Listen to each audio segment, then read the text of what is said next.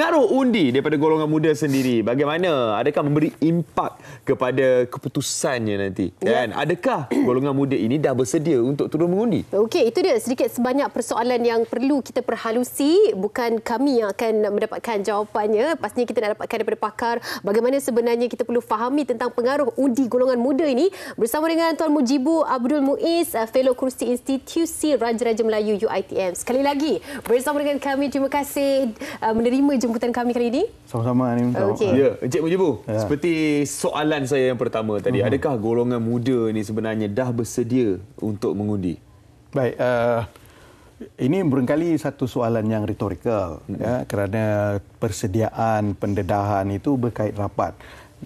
Mungkin kalau kita tengok trend, mengambil kira apa yang berlaku di Johor, kerana itulah di Johor itulah kita punya litmus test, kerana inilah negeri dan pilihan raya pertama kali menggunakan undi 18, dan sudah tentulah di sebalik undi 18 itu ada satu lagi yang paling penting, automatic voters registration.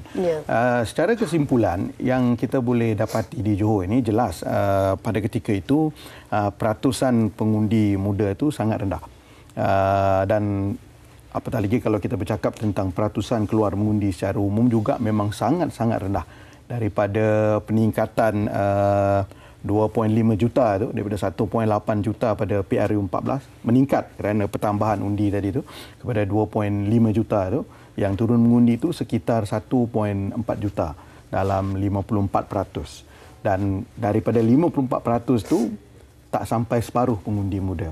Dan ketika itu bila kita meninjau, saya turun ke pilihan raya Johor, kita nampak yang muda ini dia bersedia mengundi.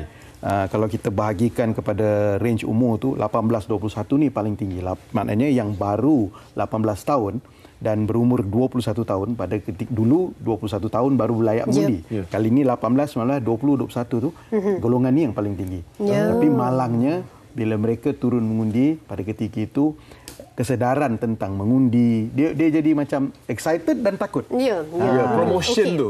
Promotion tu mungkin tak banyak. Dia lebih takut buat silap di kotak undi berbanding dia excited nak pergi mengundi itu. Itu yang terdetik dengan fahaman mereka tentang dunia politik ini, sebab kita pernah melalui fasa itu, dan masa kita berada pada fasa itu kita punya pemahaman tentang dunia politik ini jauh ketinggalan, sangat-sangat cetek dan sangat minimal. Mungkin hanyalah tahu apa yang berlaku. Mereka tak faham pun pembuaran parlimen ini berlaku disebabkan apa, dan bagaimana bila tak faham, orang kata tak kenal maka tak cinta kan. Jadi bagaimana bila tak faham, mereka nak melaksanakan tanggungjawab untuk memilih tampuk kepimpinan, itu juga menjadi satu persoalan. Ya, ini sebenarnya yang kita telah desak, ya. Sebelum ini kita juga berada di Malaysia hari ini berbincangkan tentang ini, bagaimana kita telah memberikan hak itu kepada mereka, tetapi kita lupa tentang bagaimana untuk meningkatkan kesedaran dan memberikan pendedahan. Kerana apa yang kita faham bahawa pendedahan menerusi metodologi yang lebih formal di sekolah dan sebagainya itu mungkin tidak begitu berkesan. Ya, barangkali perlu kepada pendedahan yang lebih tidak formal ataupun lebih dalam bahasa mudah lebih trending lah, lebih viral. Ya, kerana mengundi ini yang perlu difahami oleh anak muda adalah menentukan nasib bukan saja diri mereka sebagai warga negara, tapi juga masyarakat bernegara dan keutuhan institusi bernegara itu secara keseluruhan. Ini yang anak muda tak faham. Dia ingat mengundi macam mengundi ketua kelas, ya. Siapa popular, dialah jadi ini. Ya, sedangkan populariti sahaja tidak membawa kepada pengisian sebenar tentang mengundi, apatah lagi apabila kita bercakap tentang memilih kepimpinan. Kerana 5 tahun itu satu tempoh yang panjang. Ya, anak muda ni dia nak wifi laju ke, wifi murah ke, kerja ke, pendidikan berkualiti ke, itu ditentukan daripada sistem pemerintahan, dan mereka kena sedar yang dipilih itu hanya 222 orang untuk duduk di dalam Dewan Rakyat, tetapi 222 itu adalah mereka yang kita boleh kontrol. Sebab ketika selepas pilihan raya, kita dah tak boleh kontrol nak pilih siapa jadi ahli kabinet, siapa Perdana Menteri. Itu sudah di luar kawalan pengundi. Jadi 222 yang kita undi itulah yang perlu kita tentukan. Pilihlah yang mereka yang kita anggap sebagai bijaksana, yang barangkali bermaruah, berintegriti, beramanah untuk menjadi pemimpin di dalam parlimen itu. Bagaimana golongan muda ni nak mengenali? Kan? Bagaimana golongan muda ni nak tahu pucuk pemilihan bagaimana yang mereka nak pilih ni, Encik Mujibu? Ya, ini salah satu yang barangkali perlu menjadi perbahasan kepada semua. Kerana ketika di Johor, kebanyakan yang kita tanya kepada anak muda ini berpendapat pemimpin tu hanya dikenali kerana mereka keluar banyak di TV. Satu. Kedua, nampak muka lah. Ya, nampak muka. Kedua, pengaruh persekitaran, terutamanya keluarga. Kalau keluarga itu biasa memilih tokoh tertentu ataupun parti tertentu, maka inilah yang ini. Tapi ada juga yang lebih bersifat taktikal. Cuma kebanyakan yang kita temui itu rata-ratanya ya jatuh di kelompok yang pertama tadi berbanding dengan kelompok kedua. Jadi saya berpandangan perlu ada satu pendedahan berpanjangan terhadap kepimpinan dan juga adanya diskusi dan juga pembacaan yang barangkali lebih santai berkenaan dengan isu-isu yang lebih ringkas. Sebagai contoh, pentadbiran, demokrasi, pendemokrasian, pilihan raya. Ini saya rasa barangkali akan membuka lebih banyak ruang dan juga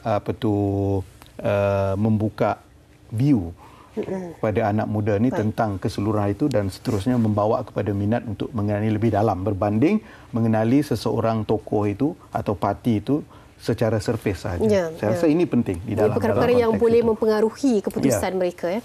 Ada juga yang menaikkan isu ini apabila individu, contohnya individu-individu yang dah ada followers ataupun pengikut mereka ini juga tergolong dalam golongan anak muda, tapi bila mereka menunjukkan yang mereka terlibat dalam dunia politik, apa yang ada dalam hasil usaha mereka itu terbatas kerana mereka tunjuk yang mereka terlibat dalam bidang politik. Kerana ada juga yang dapat gambaran yang politik ini satu impak yang tidak baik terhadap sama ada perniagaan mereka, sama ada apa yang mereka terlibat. Apa komen Tuan Mujibu sendiri? Mungkin itu adalah satu ketakutan bagi mereka untuk tunjuk yang mereka minat dalam politik. Ya, Anim, saya setuju. Kerana apa yang dipertontonkan, terutamanya oleh pemain politik kita ini adalah sisi negatif politik itu sendiri. Yang bertunjukkan ini macam dunia orang tua berkelahi sama sendiri tak habis-habis. Daripada dia masih bayi menyusu di rumah sampai dia masuk sekolah rendah, sekolah menengah, orang itu je lah yang main politik. Sedangkan di satu sisi yang tidak dipertontonkan adalah bagaimana politik itu sebenarnya baik kalau digunakan dengan baik. Dan sisi ini yang tidak ditunjukkan kepada anak muda. Jadi lantas membina satu persepsi bahawa politik ini adalah satu yang tak sepatutnya mereka campuri. Ianya sesuatu yang negatif, ia sesuatu yang kotor dan hitam dan harus dihindari oleh mereka. Dan kalau kita berterusan membiarkan ini subur dan berbudaya, maka kita akan menghadapilah yang apa orang kata hari ini kan umur sampai 90 tahun masih nak bertanding lagi, dah bertanding berpenggal-penggal sampai 5 penggal. Lalu 5 penggal ni hampir dalam dekat 20-30 tahun bertanding. Tak pencen-pencen juga. Jadi bagaimana kita mahu bercakap tentang penggantian generasi budaya politik yang matang kalau pemainnya itu masih begitu. Jadi ini satu signal yang salah dan saya rasa dengan kita sudah memberikan hak civic itu kepada pengundi muda bagi menentukan masa depan kita dan mengundi ini sebenarnya adalah satu saya rasa hak bernegara yang paling tinggi kepada mana-mana warga negara. Maka kita juga harus bertanggungjawab untuk memastikan hak itu dipahami dan pendidikan berterusan untuk menyuburkan menyemai aspek-aspek yang positif ataupun kita kata pembinaan persepsi positif kepada politik itu penting. Bukan sekadar kita menyuburkan dia dalam sudut yang lebih formal daripada pendidikan, pendedahan dan sebagainya, tapi juga daripada aspek-aspek yang tidak formal. Jadi adakah ada tendensi kan golongan muda ni akan memilih golongan muda juga kalau ada wakil daripada golongan muda yang bertanding? Ya, saya melihat dalam konteks di Johor memang ada parti muda yang bertanding menggunakan nama muda. Tetapi jelas kita melihat pada ketika itu mungkin antara faktornya kerana pengundi muda itu tidak turun begitu dalam angka yang signifikan itu. Jadi mereka tidak memilih. Tetapi pada ketika di Johor itu kita lihat ramai calon-calon muda diketengahkan oleh parti-parti politik. Jadi kita melihat kecenderungan untuk memilih parti pada ketika itu di kalangan anak muda adalah lebih tinggi berdasarkan dua faktor.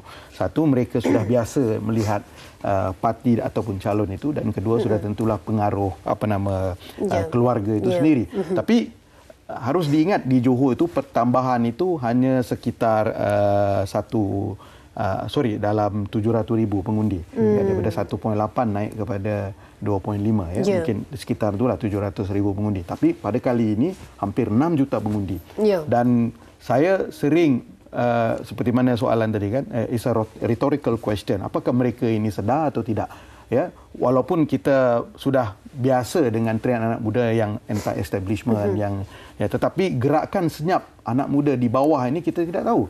Permainan mereka. Dan jumlah peningkatan yang sebesar ini, kalau mereka melakukan sesuatu dan perkalihan undi menjadikan mereka ini barangkali boleh kita gelar sebagai kingmaker dalam pilihan raya nanti. Ya. Sebab social media juga memainkan peranan penting sekarang ni. Kalau kita tengok di TikTok, Instagram, banyak video-video yang memberikan, kalau kita tengok usul-usul pun diberikan di social media. Saya setuju dengan Aziz dan juga Andim. Ya. Apabila kita lihat desakan-desakan meminta SPR untuk mengubah cara mengundi kepada yang konvensional, kepada yang lebih radikal lah, ya, yang lebih terkini dan yang lebih mesra anak muda itu digerakkan oleh anak muda sendiri meminta kepada undi elektronik, ya, membesarkan undi konvensional itu, kaedah undi konvensional daripada hadir ke pusat mengundi, minta kepada kenapa tidak dibuka saja pusat mengundi di dalam kampus di universiti dan di institusi pengajian, memudahkan di sekolah. Itu boleh. Kita kalau nak libatkan mereka di tempat mereka berada, tanpa perlu meminta mereka keluar, ya. Dan juga bagaimana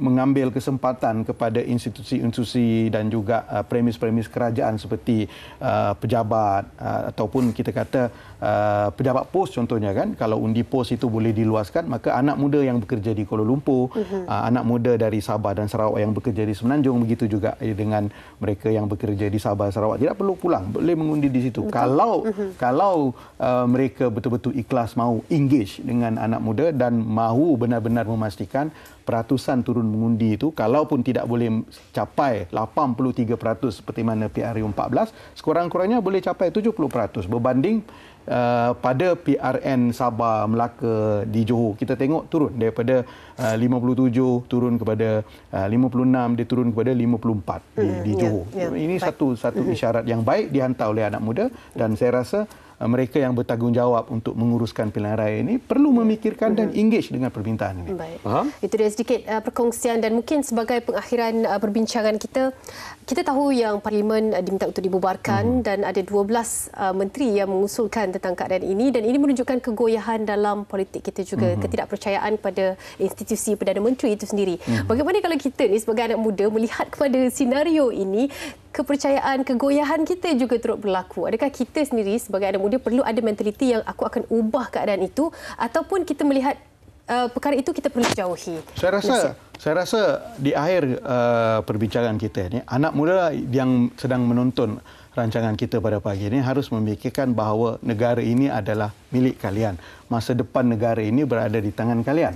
Ya, kerana generasi kami ini sebenarnya sedang melakukan sesuatu bagi memastikan kesinambungan ini akan disambung oleh generasi muda. Maka apa juga perubahan, apa juga corak dan destiny yang mahu dilakar oleh anak muda itu harus bermula dengan sesuatu, dan sesuatu yang harus dimulakan itu adalah dengan mengundi. Kerana kalau anak muda merasakan bosan atau merasakan ada yang tidak kena dengan politik negara, ataupun masih merasakan mereka yang berada di pucuk pimpinan itu melakukan sesuatu berada di dalam track yang betul, maka keputusan itu mengekalkan atau membuang mereka dari tampuk itu bermula dengan anak muda. Kerana mereka adalah pengurus sahaja pada ketika ini, tetapi yang akan menanggung semua nanti itu hasil daripada perbuatan mereka yang sedang menguruskan negara pada ini akan dibayar oleh anak muda. Jadi kalau anak muda yang sekarang ini telah diperkasakan hak sivilnya dengan mengundi seramai 6 juta yang bertambah ini, ya, disebabkan undi 18 dan juga undi automatik tadi ini, kalau mereka masih lagi merasakan tidak sedar yang pada ketika ini mereka harus tahu mereka layak mengundi, tak perlu mendaftar, bawa IC, pergi ke website SPR, cek di mana lokaliti mengundi ada, maka mengundi itulah kuncinya untuk mengubah segalanya. Kalau tidak, tanggunglah lagi. Ayo juga anak muda, turun mengundi. Seperti yang kasih. diberkatakan oleh Encik Mujibur Abdul Muiz, iaitu fellow kursi institusi Raja-Raja Melayu UiTM. Kita ceklah dekat mana pusat mengundi kita. Kan? Ramai dah sebenarnya yang dah post, dah screenshot siap-siap, letak dekat IG story. Inilah tempat pusat mengundi saya. Tak sabar untuk menyaksikan perubahan politik selepas ini PRU. Bagaimana dengan pelibatan pengaruh golongan anak muda. Dan kita harapkan yang terbaik untuk politik negara kita, insya-Allah. Dan pastinya perubahan ini yang dinanti-nantikan menjadi impak yang lebih baik dari sudut sosioekonomi dan sebagainya. Okey.